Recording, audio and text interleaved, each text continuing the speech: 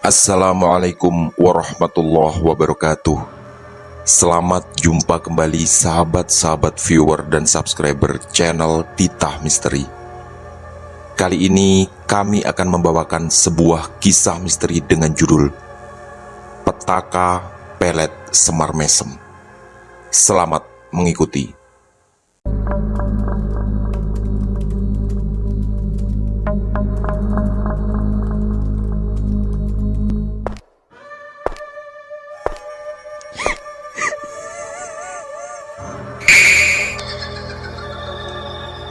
Jangan pernah mengikuti kisah ini sendirian. Cinta sebenarnya adalah anugerah yang dititipkan di hati setiap hamba. Tapi tak seharusnya kita menempuh jalan-jalan sesat untuk meraihnya. Pemalang 1991. Aku mungkin adalah orang yang tidak tahu diri, berani bermimpi setinggi langit tentang cinta dalam kondisi yang penuh keterbatasan dan kekurangan. Namaku Parjo, dan saat ini umurku 23 tahun. Aku adalah anak tunggal yang terlahir dari keluarga miskin di desa. Bapakku meninggal saat aku masih duduk di kelas 5 SD. Dan karena tidak punya skill khusus apapun, aku hanya bekerja sebagai kuli bangunan dalam keseharian.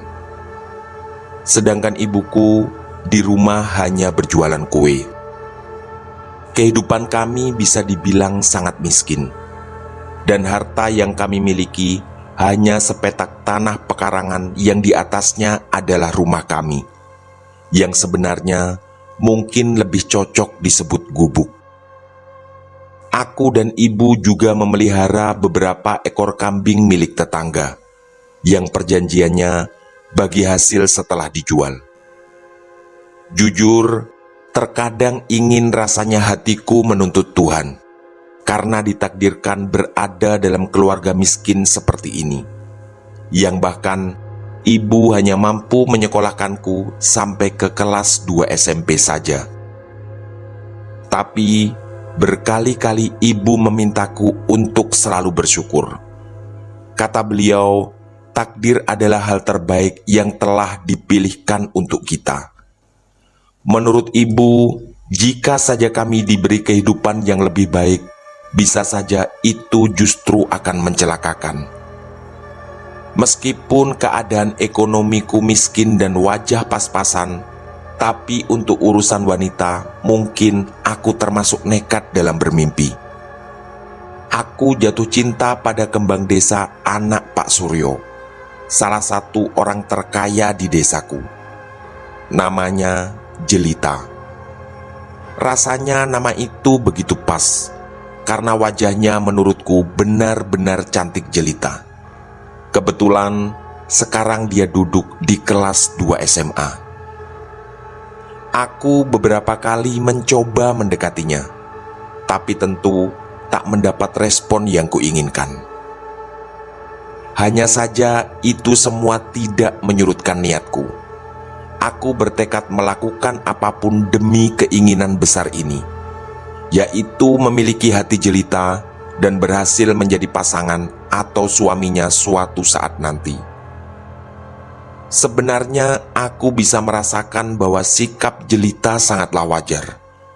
Sebagai bunga desa, tentu tidak serasi jika harus berpasangan denganku.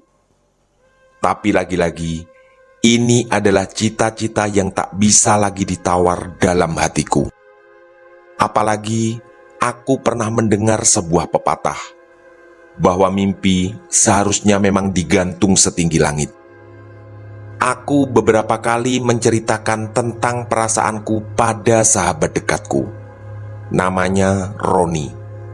Dia seumuran denganku tapi baru saja menikah. Dan yang membuatku tak habis pikir, istrinya adalah anak dari kepala desa yang juga sangat cantik. Entah bagaimana Roni bisa mendapatkan hati Sinta istrinya. Padahal menurutku, wajahnya sama sekali tak lebih ganteng dibanding aku. Secara kondisi ekonomi pun, rasanya kami berdua juga tak jauh berbeda.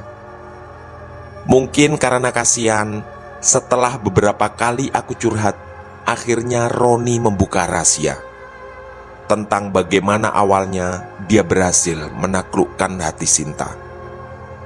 Ternyata dengan ilmu pelet yang dia dapat dari kakeknya. Aku yang sebenarnya terkejut mendengar itu, lalu merengek dan memelas padanya, agar aku bisa juga dibantu untuk menaklukkan jelita.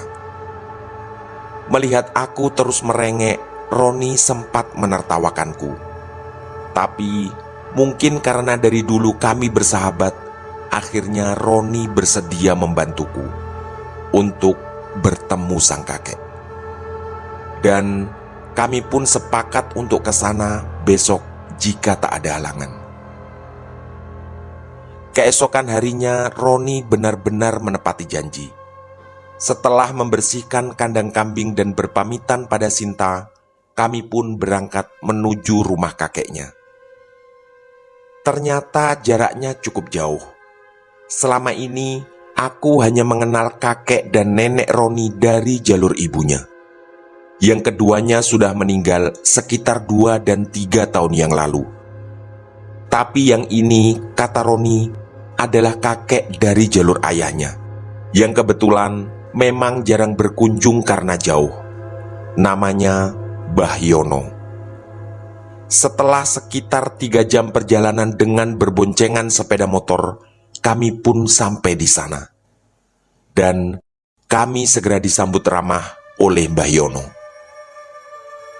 Orangnya sudah sangat tua, dan ini juga yang mungkin menjadi alasan kenapa selama ini aku tak pernah melihatnya berkunjung ke rumah Roni. Dugaanku, usia Mbah Yono di atas 80 tahun. Setelah memeluk sang kakek, Roni pun memperkenalkan aku sekaligus menjelaskan maksud kedatangan kami. Awalnya, seperti juga Roni, Mbah Yono terlihat sedikit menertawakanku. Tapi beliau lalu memberiku semangat bahwa sebagai laki-laki, cinta adalah hal penting yang harus diperjuangkan. Kata Mbah Yono, jika kita gagal menggapai cita-cita yang berhubungan dengan cinta, maka bisa jadi kita akan menyesal selamanya. Kalimat Mbah Yono membuatku bersemangat, sekaligus yakin bahwa beliau akan mau membantuku. Setelah menanyakan kemantapan hati serta wanita yang kusukai, beliau memberiku ilmu pelet yang katanya luar biasa ampuh. Bahkan menurut Mbah Yono, itu adalah ilmu level tinggi yang dimilikinya. Tadi Roni memang sempat menceritakan aku adalah sahabatnya sejak kecil, dan meminta Mbah Yono untuk memberiku yang terbaik. Setelah aku berkali-kali mengangguk setiap kali ditanya tentang keyakinan hati, Mbah Yono mulai menjelaskan persyaratan dari pelet yang akan diberikan padaku. Katanya syaratnya agak berat, yaitu puasa 7 hari dengan menu buka dan sahur hanya nasi putih, air putih dan cabai, dan tak boleh ada yang lain. Selain itu, setiap malam aku harus membaca beberapa mantra dari tengah malam sampai matahari terbit. Persyaratan lainnya, selama membaca mantra aku tak boleh tertidur. Karena kalau sampai tertidur, ritual dianggap gagal dan aku harus mengulang dari awal lagi. Jujur, aku sebenarnya merasa ini sama sekali tidak mudah. Apalagi hanya nasi putih dan cabai yang bisa kumakan. Tapi demi cita-cita besar bersama jelita, aku harus bisa melewati ritual yang 7 hari itu. Setelah penjelasan dirasa lengkap dan tak ada lagi yang kutanyakan, Mbah Yono kemudian bercerita tentang banyak hal, termasuk masa-masa mudanya, serta membuka rahasia bahwa Roni juga mendapatkan ilmu pelet itu darinya. Roni yang dari tadi juga ikut mendengarkan, terlihat malu-malu sambil tersenyum di sampingku. Kata Mbah Yono lagi, ilmu itu didapat dari salah satu gurunya yang konon pernah bertapa di suatu tempat di lereng Gunung Slamet. Dan ilmu itu hanya akan diberikan pada orang-orang terdekat, termasuk pada Roni. Mbah Yono juga mengatakan, walau banyak orang datang meminta bantuan padanya, biasanya beliau hanya memberi ilmu pelet yang katanya levelnya tidak setinggi ini. Aku pun semakin merasa mantap setelah mendengarkan penjelasan dari Mbah Yono. Rasanya ada bunga-bunga yang tiba-tiba mekar di hatiku, bersama sebuah harapan dan keyakinan. Jelita tak lama lagi akan berhasil kumiliki. Setelah berkali-kali mengucapkan terima kasih, aku dan Roni mencium tangan Mbah Yono, dan kami berdua pun pamit pulang. Selama perjalanan, Roni membagi pengalamannya. Katanya, awal-awal menjalani persyaratan memang mudah, tapi menjelang hari ketujuh, biasanya rasa kantuk sangat kuat dan sulit diatasi. Hanya saja, kata Roni, harusnya aku bisa melewati ini semua kalau memang keinginan memiliki jelita sangat kuat di hatiku. Singkat cerita, mulai keesokan harinya, aku langsung melakukan ritual itu. Dan karena tak ingin ibu curiga, aku selalu berpura-pura mengambil lauk ketika makan di saat maghrib. Tapi begitu ibu tak melihat, aku membuang lauk itu, yang biasanya hanya tahu atau ikan asin. Aku benar-benar bersemangat dan merasa semua persyaratan sama sekali tak sulit kulewati. Mungkin itu karena keinginanku terhadap jelita memang sudah terlanjur sangat kuat. Hari demi hari, malam demi malam berhasil kulewati, termasuk membaca mantra setiap tengah malam sampai matahari terbit.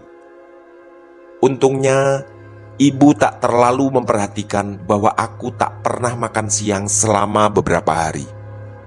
Tapi di malam ketujuh, aku sempat agak ragu. Entah aku ketiduran atau tidak, karena sepertinya di malam itu aku sempat sesaat kehilangan kesadaran. Tapi aku cukup percaya diri dan yakin puasa yang telah kujalankan sepertinya akan membuahkan hasil. Dan benar saja, pagi itu saat aku lewat di depan rumah jelita, aku melihatnya bersiap berangkat sekolah diantar oleh Pak Suryo. Dengan hati bulat, aku melemparkan senyum padanya, dan jelita membalas senyumanku. Rasanya ini aneh, karena hal seperti ini tak pernah terjadi sebelumnya. Ada rasa bahagia yang luar biasa dan sekaligus keyakinan yang semakin lama semakin besar bahwa ilmu pelet Mbah Yono akan benar-benar berhasil. Siang harinya, karena kepercayaan diriku semakin besar, aku bertekad menunggu jelita di depan sekolahnya dengan sepeda motor bututku.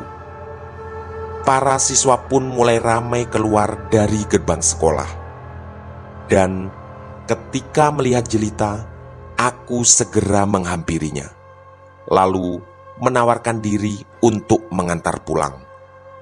Tapi di luar dugaanku, di tengah keramaian, jelita menolak ajakanku.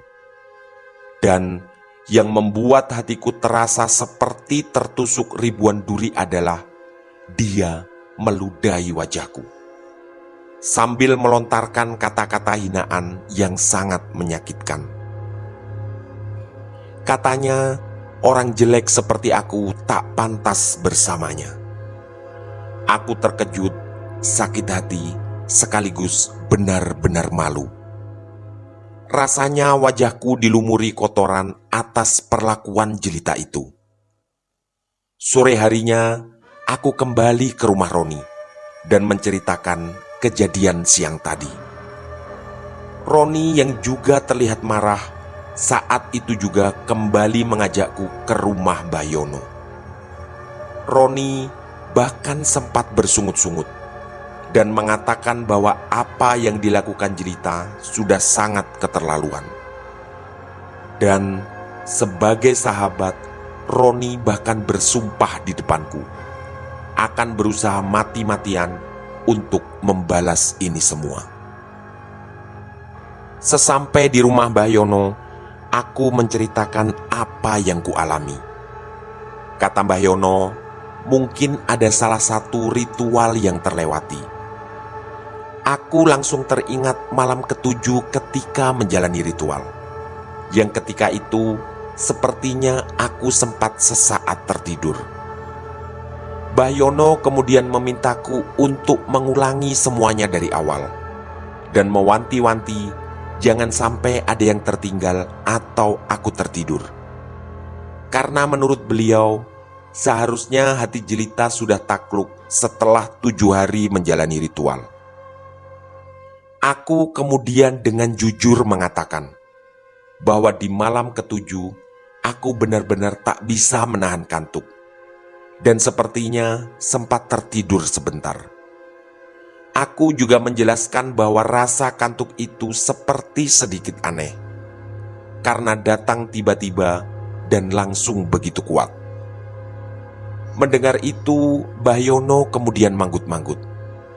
Lalu beliau mengatakan bahwa mungkin ritual ini tak cocok untukku. Memang, kata Mbah Yono, godaan untuk tidur terlalu kuat, terutama di malam ketujuh. Setelah terdiam beberapa saat, Mbah Yono kemudian memberiku alamat seorang dukun sakti yang katanya dipastikan bisa membantuku tanpa harus ritual seberat itu. Keesokan harinya, aku dan Roni mendatangi alamat yang diberikan oleh Mbah Yono. Dan ternyata rumahnya lebih jauh lagi. Butuh sekitar 5 jam perjalanan, kami baru sampai di sana. Kali ini aku sampai di rumah yang benar-benar terpencil, yang bahkan berbatasan langsung dengan hutan. Setelah kami mengucap salam, muncullah dari rumah kecil berdinding anyaman bambu itu sosok wanita yang sangat cantik. Bahkan di mataku, lebih cantik dari Jelita. Aku sempat berbisik pada Roni kenapa dukunnya begitu cantik. Roni terlihat keheranan mendengar ucapanku, karena dia mengatakan bahwa yang dia lihat adalah sosok nenek tua. Awalnya Roni mengira aku sedang bercanda, tapi melihat wajahku yang serius, sepertinya dia mulai percaya. Dukun itu bernama Mbok Sumi. Tak lama setelah kami dipersilahkan duduk, Mbok Sumi tersenyum melihat kebingungan kami yang dari tadi terlibat perdebatan kecil tentang dirinya. Akhirnya, Mbok Sumi menceritakan pada kami kenapa penglihatan kami berbeda saat memandangnya. Katanya, apa yang dilihat Roni adalah kondisi yang sebenarnya. Sedangkan penglihatanku adalah gambaran dari orang yang sudah terkena ajian Semar Mesem. Jadi, siapapun yang sudah terkena ajian itu, maka orang yang mempunyai ajian akan terlihat sangat tampan atau cantik di matanya. Aku benar-benar tertegun mendengar itu. Pelet sebenarnya bukanlah sesuatu yang benar-benar baru di telingaku. Tapi melihat langsung dan bahkan sampai berdebat dengan Roni, benar-benar membuatku terkagum dengan pelet ini. Sebelum penjelasan lebih lanjut, Mbok Sumi menitipkan salam pada Mbah Yono. Ini membuat keterkejutan sekaligus kekagumanku yang kedua. Sejak mulai datang, aku dan Roni sama sekali tak menceritakan tentang Mbah Yono. Roni juga tak menjelaskan bahwa dia adalah cucu dari Mbah Yono. Kata Mbok Sumi, Mbah Yono adalah orang yang sebenarnya menguasai pelet kelas sangat tinggi. yang tak banyak lagi tersisa orang-orang seperti itu. Tanpa kami bertanya, Mbok Sumi lalu menjelaskan bahwa sebenarnya ilmu pelet yang dikuasai Mbah Yono tidaklah kalah dari yang dimilikinya. Hanya saja dia menduga Mbah Yono sengaja mengirim kami karena dia benar-benar ingin gabungan ilmu dari mereka berdua, supaya pelet ini semakin ampuh. Dan yang mengerikan menurutku, nanti setelah pelet ini bekerja, tidak ada penangkalnya. Di sini aku mulai bisa menerka. Di antara orang-orang sakti, mungkin ada ikatan atau semacamnya. Yang jelas, hal-hal seperti itu sulit dijangkau oleh orang awam seperti aku. Mbok Sumi lalu menatapku, dan lagi-lagi beliau mengatakan bahwa Mbah Yono sebenarnya sangat sakti. Kata Mbok Sumi, dengan menyuruh kami ke sini, berarti Mbah Yono tahu bahwa aku bisa menjalankan persyaratan yang pasti tidak kuduga. Aku sempat bingung dengan kalimat yang baru kudengar, dan aku pun bertanya, "Maaf Mbok, persyaratannya apa ya?" Mbok Sumi terlihat tersenyum sejenak, lalu mengeluarkan kalimat yang benar-benar tidak kusangka sama sekali. Katanya, sebenarnya ini tak terlalu berat, tapi pasti membuat aku sangat terkejut. Yaitu, aku dan Mbok Sumi harus bersetubuh. Karena itu akan membuat ilmu pelet tertinggi ini menyatu dalam diriku.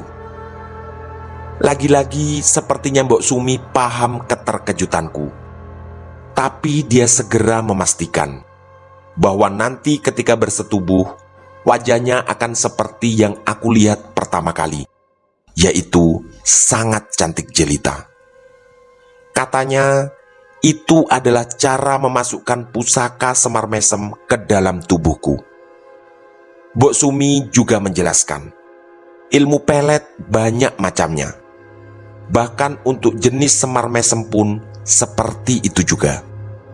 Dan menurut penerawangan gaibnya, Mbok Sumi semacam mendapat perintah dari Mbah Yono untuk memberikan jenis itu padaku. Sepertinya bukan hanya aku, Roni yang adalah cucu Mbah Yono sendiri pun sepertinya tak menduga bahwa antara Mbah Yono dan Mbok Sumi terdapat hubungan gaib tentang keilmuan seperti itu. Untungnya, tadi sebelum berangkat, aku sudah menyiapkan rumput yang cukup banyak untuk makanan kambing. Sehingga, begitu Mbok Sumi minta menginap, aku dan Roni langsung menyanggupi. Dan, sesuai permintaan Mbok Sumi, sekitar jam 9 malam, aku pun menjalani persyaratan itu. Sekali lagi Mbok Sumi menepati apa yang tadi dikatakan. Sepanjang malam di kamar, wajahnya terlihat begitu mempesona, dan bahkan jauh lebih cantik dari jelita, wanita yang saat ini sedang kuidamkan. Pagi harinya, aku sempat minta tolong pada Roni untuk menanyakan berapa biaya yang harus kami bayar. Tapi Mbok Sumi hanya tersenyum dan mengatakan kami tak perlu membayar apapun. Akhirnya, setelah berkali-kali mengucapkan terima kasih, kami pun berpamitan pulang. Sesampai di rumah, karena sangat keletihan, aku pun langsung tertidur. Rasanya cukup lama aku tidur, dan baru terbangun selepas Isya ketika ibu menggedor-gedor pintu kamarku. Dengan mengejutkan, beliau memberitahu bahwa di luar ada jelita, anak Pak Suryo yang sedang mencariku. Aku sempat tertegun sejenak dan memastikan bahwa apa yang kudengar bukanlah mimpi. Dan karena ibu terus memaksaku bangun, aku pun segera keluar. Di depan rumah, jelita terlihat menangis dan segera memelukku.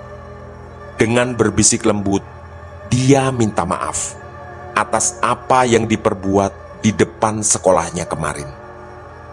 Dia juga bercerita, sejak tadi malam selalu terbayang-bayang wajahku. Aku tentu terkejut, bingung, sekaligus sangat puas. Ilmu yang kudapat dari Mbok Sumi ternyata langsung terasa hasilnya. Aku lalu mengajak Jelita masuk dan terus berusaha menenangkannya. Aku juga mengatakan bahwa sudah melupakan kejadian kemarin, sekaligus juga minta maaf karena lancang mendatanginya ke sekolah. Tentu saja itu hanyalah bohong. Aku hanya berusaha mengatasi rasa gugup yang tiba-tiba datang menyergap. Malam itu, Jelita semakin aneh. Berkali-kali dia tersenyum sambil memandangiku. Aku bahkan semakin gugup dibuatnya. Dan karena malam semakin larut, ibu menyuruhku untuk segera mengantar Jelita pulang. Kata beliau, tidak enak kalau sampai dilihat tetangga ada cewek bertamu malam-malam seperti itu. Tapi anehnya, Jelita justru tak mau kuantar pulang. Aku mau tinggal di sini selamanya, Mas. Begitu kalimat yang diucapkan Jelita yang lagi-lagi membuatku makin terkejut. Ada rasa puas luar biasa mendengar itu. Tapi aku sadar, aku tetap harus mengikuti perintah ibu. Sambil terus membujuk Jelita agar mau kuantar pulang. Belum sempat aku menghidupkan sepeda motor, tiba-tiba datanglah Pak Suryo dengan beberapa anak buahnya.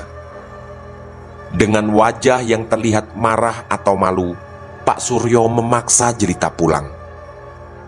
Jelita yang tetap bersikukuh tak mau pulang, bahkan tangannya sampai ditarik-tarik.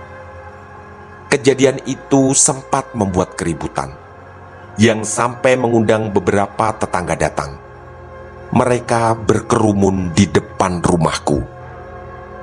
Di luar dugaanku, Jelita tetap tak bisa dibujuk. Bahkan yang tak kalah mengejutkan, dia berkata pada bapaknya, Aku nggak mau pulang sebelum menikah sama Mas Parjo. Kalimat itu seperti guntur yang bergemuruh di kepalaku. Walau jujur ada rasa senang mendengarnya, tapi aku benar-benar tak menyangka efek ilmu dari Mbok Sumi akan separah ini. Kemarahan Pak Suryo semakin menjadi, tapi tak ada yang bisa dilakukannya. Akhirnya ibuku bersuara. Tanpa kuduga, beliau bahkan bersumpah, walau Jelita ada di rumah kami, ibu akan menjaga agar tidak terjadi hal-hal yang dilarang oleh agama. Aku benar-benar kagum dengan langkah kejutan yang diambil ibu. Rasanya itu memang yang paling tepat. Di tengah keributan yang sama sekali tak bisa membuat Jelita pulang. Malam itu, dengan wajah masih bersungut-sungut, sekitar jam 11 Pak Suryo pun akhirnya pulang. Jelita benar-benar berubah, bahkan sangat aneh. Dia juga terlihat sangat menikmati setiap kali kuajak merawat kambing-kambing di belakang, yang seharusnya kandang itu menjijikkan bagi orang seperti dia. Ibu terlihat benar-benar menjaga kami. Tak pernah beliau membiarkan kami hanya benar-benar berdua. Aku paham, beliau ingin menjaga janji yang diucapkan pada Pak Suryo. Ibu juga pernah bilang padaku, walau kami orang miskin, tapi harkat dan martabat tetap harus dijaga.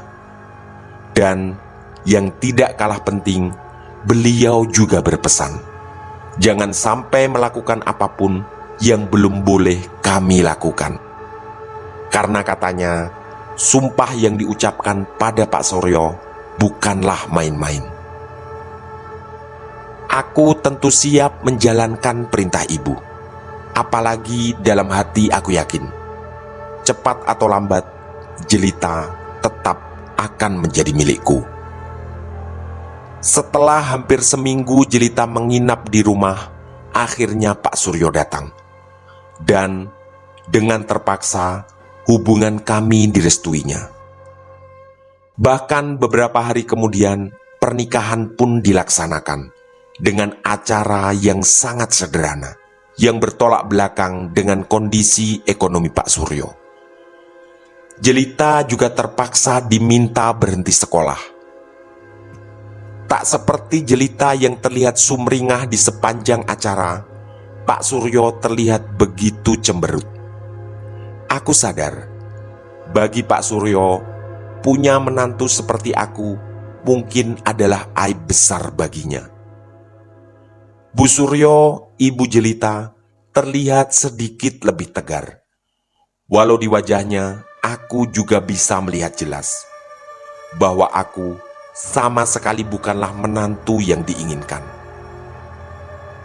Setelah menikah, Jelita minta aku tinggal di rumahnya. Awalnya aku menolak, tapi karena Jelita terus merengek, aku pun terpaksa setuju. Dan lagi, ibuku juga merestui langkah itu. Di sana, aku diminta Pak Suryo untuk mengurusi beberapa petak sawahnya. Dan setelah Jelita hamil, sikap Pak Suryo mulai berubah padaku. Sepertinya dia sudah bisa menerimaku. Mungkin beliau sadar, darah dagingku yang sedang dikandung Jelita adalah cucu pertama yang juga dicintainya. Aku pun selalu berusaha menunjukkan sikap sebaik dan sesopan mungkin. Juga, aku sangat tahu diri. Aku berusaha serajin mungkin mengurusi sawah yang syukurnya hasil panennya lebih baik dari biasanya. Ada kejadian yang sempat membuatku sedih di masa itu. Mbah Yono, kakek Roni, meninggal dunia karena sakit. Aku dan Jelita yang melayat ke sana tentu bisa merasakan kesedihan Roni. Sekaligus terbayang di benakku. Beberapa bulan lalu, Mbah Yono sangat membantu, sampai aku bisa memiliki Jelita. Saat kandungan Jelita berusia sekitar 7 bulan, sikapnya mulai aneh. Dia jadi pendiam, jarang mau mandi. Bahkan kadang bertingkah seperti orang gila. Kata orang-orang, itu mungkin adalah bawaan bayi yang dikandungnya. Tapi, aku punya firasat lain. Aku menduga ini adalah efek dari ajian Semar Mesem. Aku pun berangkat ke rumah Mbok Sumi lagi. Dan terpaksa sendirian karena Roni kebetulan ada acara. Sesampai di sana, aku segera menanyakan tentang kondisi Jelita. Mbok Sumi terdiam. Dan aku mulai mengkhawatirkan sesuatu begitu melihat ekspresi wajahnya. Awalnya dia mengatakan ikut bersedih karena Mbah Yono sudah meninggal. Lagi-lagi aku terkejut karena aku sebenarnya belum sempat menceritakan itu. Lalu Mbok Sumi menjelaskan bahwa semua sikap aneh Jelita adalah efek dari ajian Semar Mesem itu. Katanya, sebenarnya jin yang mempengaruhi Jelita sehingga dia sangat mencintaiku. Dan saat ini, alam sadarnya sudah mulai kembali. Tapi, jin itu masih mempengaruhi pikirannya. Setelah sempat menghela nafas panjang dan berat, Mbok Sumi mengucapkan sesuatu yang benar-benar membuatku takut. Katanya, kalau ini dibiarkan, Jelita bisa menjadi gila. Dengan gugup, aku lalu bertanya, apa yang harus kulakukan untuk mengatasi ini? Tanpa kuduga, Mbok Sumi lalu menangis. Katanya, satu-satunya orang yang dia ketahui bisa mengatasi ini sebenarnya adalah Mbah Yono, yang punya keilmuan lebih tinggi darinya. Aku tentu terperangah. Kalau Mbok Sumi angkat tangan, aku berarti harus bersiap dengan segala kemungkinan buruk. Akhirnya, Mbok Sumi hanya bisa berpesan. Aku benar-benar harus menjaga Jelita sampai pengaruh jin itu benar-benar hilang. Yang entah kapan itu akan terjadi. Aku pun segera pamit pulang, karena Mbok Sumi juga menyuruhku segera menjaga Jelita. Hari-hari berlalu dan sikap Jelita semakin parah. Tingkahnya benar-benar seperti orang gila. Tak jarang dia berbicara bahkan tertawa sendiri. Akhirnya aku hanya bisa menguncinya di dalam rumah. Aku tentu takut orang-orang tahu kondisinya. Ibuku juga terlihat sedih dan kebingungan. Beliau hanya berpesan, jangan sampai lengah menjaga Jelita. 2 bulan kemudian, Jelita pun melahirkan. Dibantu seorang dukun bayi yang kami datangkan ke rumah. Bayi itu begitu cantik dan mempesona.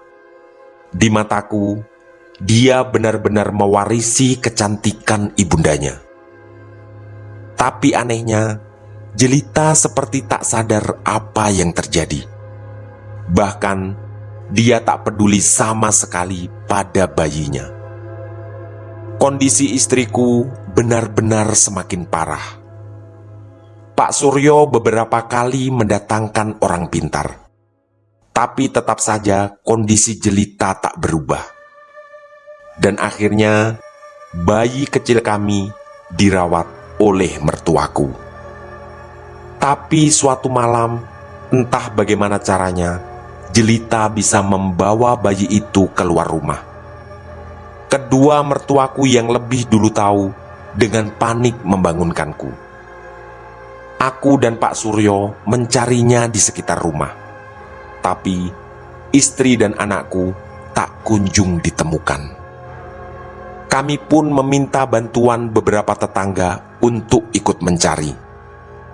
Akhirnya, aku harus dihadapkan dengan sesuatu yang sangat mengerikan.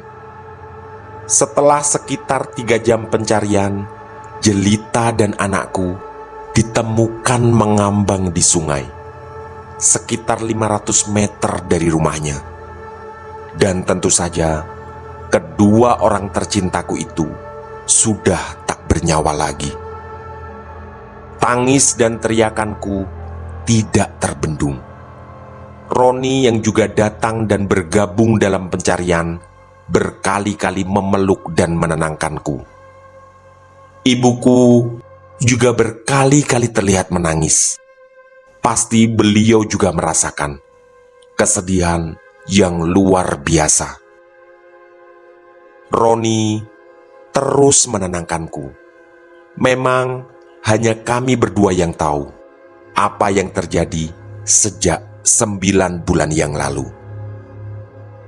Kehilangan Jelita dan anakku benar-benar membuat duniaku serasa runtuh. Bahkan sampai saat ini, aku tak pernah berhasil membuka hati untuk wanita lain. Tamat. Demikian kisah misteri dari kami, Petaka Pelet Semar Mesem. Semoga kisah-kisah dari kami cukup menghibur dan menemani sahabat semua. Mohon maaf apabila terdapat kesalahan dalam pemilihan atau penuturan kata. Kami dari tim Titah Misteri mengucapkan terima kasih. Dan wassalamualaikum warahmatullahi wabarakatuh. Pesan saya, jangan bercermin sendirian di tengah malam. Sampai jumpa.